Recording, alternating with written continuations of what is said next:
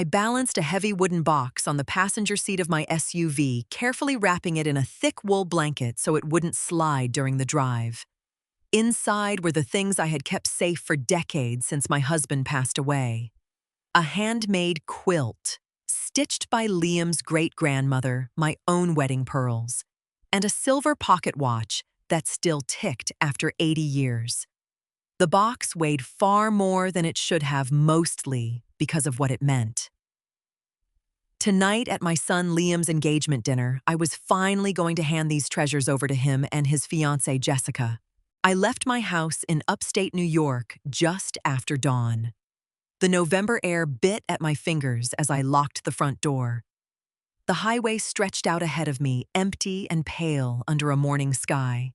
7 hours to their new house in Ohio.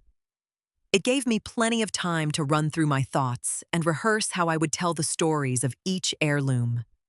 I imagined Liam's face lighting up, remembering how he used to trace the quilt's stitching when he was a little boy. By the time I pulled into their neighborhood, the sun was sinking low, casting long shadows across the manicured lawns. My lower back ached from the drive, but the excitement kept my energy up. I pictured the dining table set, glasses clinking, and the warm hum of family conversation. I parked at the curb, grabbed my coat, and lifted the wooden box carefully against my chest. I knocked on the front door. A few seconds later, it pulled open. Jessica stood there, framed by the warm hallway light, holding a glass of wine. Her smile was tight and overly polite. Liam appeared right behind her, his eyes widening in panic as he looked at the box in my arms. "Mom," Liam muttered, shifting his weight awkwardly. "What are you doing here?" "It's the engagement dinner," I replied calmly. Liam rubbed the back of his neck, refusing to meet my eyes. "Oh, that was yesterday. We decided to just do close family." I stood frozen on the welcome mat, staring at the son I had given everything to. The words hung in the cold evening air, sharp and deliberate. Close family. I glanced past his shoulder and saw Jessica's parents sitting comfortably in the living room, laughing at something on the television. I had driven 7 hours across state lines, but apparently my seat at the table was optional. "I see," I replied. My voice didn't shake. I didn't drop the box or demand an explanation. I just looked at my son, really looked at him, and saw exactly who he had become. Jessica took a sip of her wine, her expression completely unbothered. "It was just a last-minute change, Ruth. It made sense since my parents were already in town. We figured the drive would be too much for you anyway." "Right. Too much," I agreed smoothly. I adjusted the weight of the heavy wooden box against my hip. "Well, I hope you had a lovely evening." I turned around and walked back down the driveway. Liam called out a weak, "Mom, wait!" But I didn't stop. I opened my car door, settled the box back into the passenger seat, and started the engine. The drive back was pitch black. I didn't turn on the radio. The hum of the tires against the asphalt was the only sound in the cabin. I thought about the times I had dropped everything for Liam. Paying his rent when he was between jobs. Driving hours in the middle of the night when his car broke down in college. I had always been his safety net. But as the highway markers blurred past me, a quiet, solid realization settled in my chest. He didn't view me as family anymore. I was just a convenience. When I finally pulled into my driveway, the house was completely silent. It wasn't a lonely silence, though. It felt like relief. I set my keys on the entryway table, left my coat on the rack, and walked straight into the kitchen. Sitting perfectly centered on my kitchen island was a thick white binder. I pulled out a chair, flipped the binder open, and stared at the documents that would change everything. I poured myself a glass of water and sat under the warm glow of the kitchen pendant lights.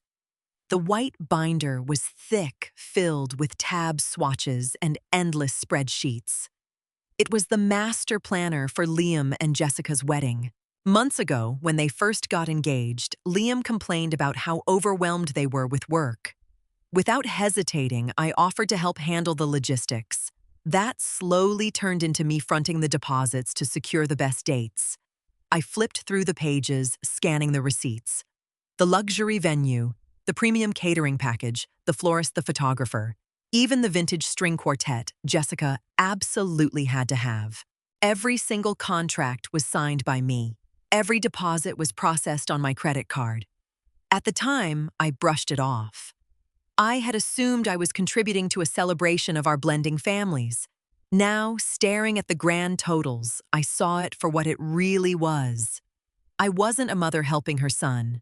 I was a silent investor, funding an event I wasn't even considered close family enough to celebrate. I leaned back in my chair, tracing the rim of my glass. A strange sense of calm washed over me. I didn't feel the urge to cry or write a long emotional text to Liam about how much he hurt me.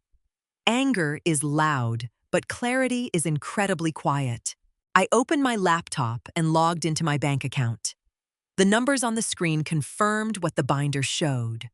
I had poured nearly $20,000 into their perfect day with the final balances due at the end of the month.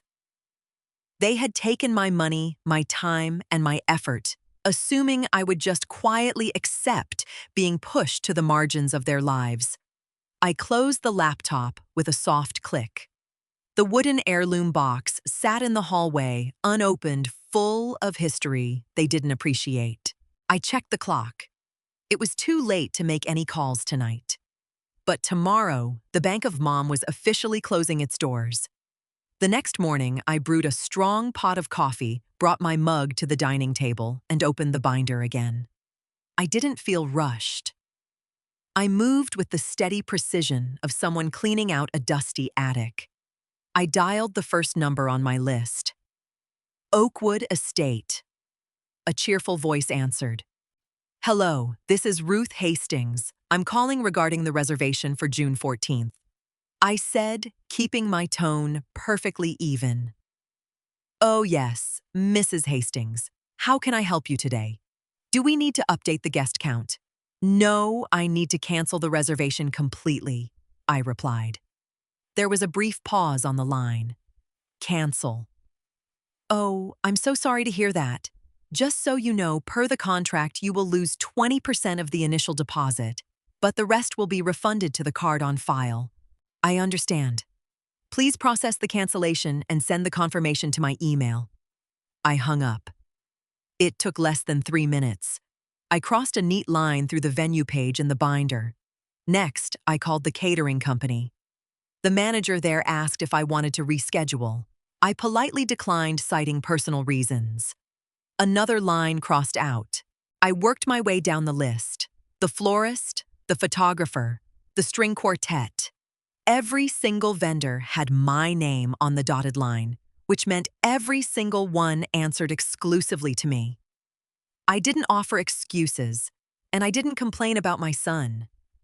I just treated it like the business transaction it had become. By noon, my inbox was full of cancellation receipts. I logged into my bank portal and watched the pending refunds roll in. I immediately opened a completely separate savings account, one that wasn't linked to any joint transfers I had previously set up for Liam, and routed the money there. I closed the binder, tossed it into the recycling bin, and walked out to my garden. The wedding no longer existed, and the most amusing part was that neither the bride nor the groom had a clue. 5 days passed. The weather turned colder, stripping the last leaves from the maple trees in my front yard. I spent my days organizing my greenhouse, reading by the fireplace, and enjoying the absolute quiet of my home. I didn't reach out to Liam. I didn't send a passive-aggressive Facebook message, and I didn't call my sister to vent. I just waited. I wanted to see how long it would take for my son to realize he hadn't spoken to his mother since turning her away at his front door. On Tuesday, my phone lit up with a text from him. I wiped dirt from my gardening gloves and picked it up, expecting an apology. Or at least an excuse. Instead, the screen read, "Did you find that recipe for the sweet potato casserole Jess wants her mom to make it for Thanksgiving? I stared at the screen, a dry chuckle escaping my lips. No. Sorry about the drive, Mom. No. We should have handled that better. Just a casual request to pass along my recipe so his new, close family could take credit for it. It was the absolute confirmation I needed. The guilt I had been suppressing about canceling the wedding evaporated into thin air. I didn't reply. I set the phone face down on the potting bench and went back to my ferns. Thursday morning arrived. I was sitting at the kitchen island sipping a cup of chamomile tea and looking through a catalog for kitchen renovations. I had a lot of extra funds suddenly available, and my countertops had been looking incredibly dated. Suddenly, my phone buzzed violently against the marble counter. It wasn't a text this time. It was a call from a number I didn't recognize.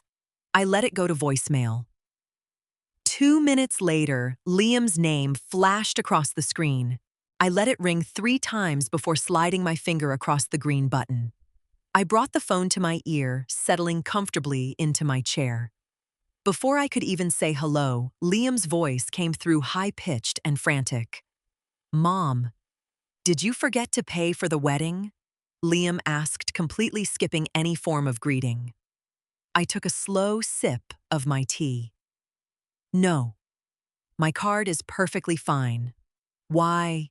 "Because Oakwood Estate just called me. The coordinator said the entire venue reservation was canceled. They said they tried to run the final balance and the account holder canceled it." He sounded entirely out of breath. "Did you dispute the charge by mistake?" "You need to call them right now and fix this. They're threatening to give our date to someone else." In the background, I could hear Jessica's voice, sharp and commanding. "Tell her to call the bank. Tell her to fix it." I lowered my mug back to the saucer. "I didn't dispute the charge, Liam. I canceled the reservation." The line went dead quiet for a long 3 seconds. "You... what?" Liam finally breathed out. "I canceled the reservation." I repeated, keeping my voice as calm as a gentle breeze. "And the catering, and the florist, and the string quartet." "Are you insane?" Liam yelled, dropping the helpless boy act entirely. "The wedding is in 3 months. You can't just cancel our wedding." "I didn't cancel your wedding, Liam. I canceled my financial obligations." I corrected him.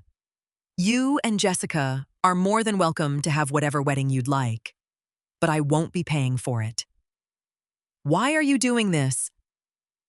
Because I said smoothly, "Since I wasn't considered close family for the engagement dinner, I assumed it would be highly inappropriate for me to insert myself into the wedding itself. Didn't I tell you I respect boundaries?" There was a loud rustling sound on the other end, followed by Jessica snatching the phone. "Ruth!" Jessica barked. "This is incredibly petty and manipulative. You are ruining my day over a simple misunderstanding." I smiled at the wall. "Good luck with your day, Jessica." I pressed-ened. The phone started ringing again almost immediately. I switched it to silent, placed it in a drawer, and walked away.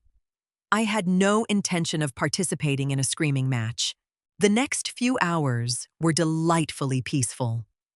I made myself a sandwich, watched an old movie, and started mapping out the kitchen remodel. When I finally checked my phone later that afternoon, I had 14 missed calls and a stream of frantic text messages. "Liam, Mom, please pick up. We don't have the money to rebook all of this." "Liam, Jess is crying. Her parents can't cover the deposits you lost us." "Liam, why are you being so vindictive? We just wanted one dinner to ourselves." I typed out a single reply. "You are 30 years old.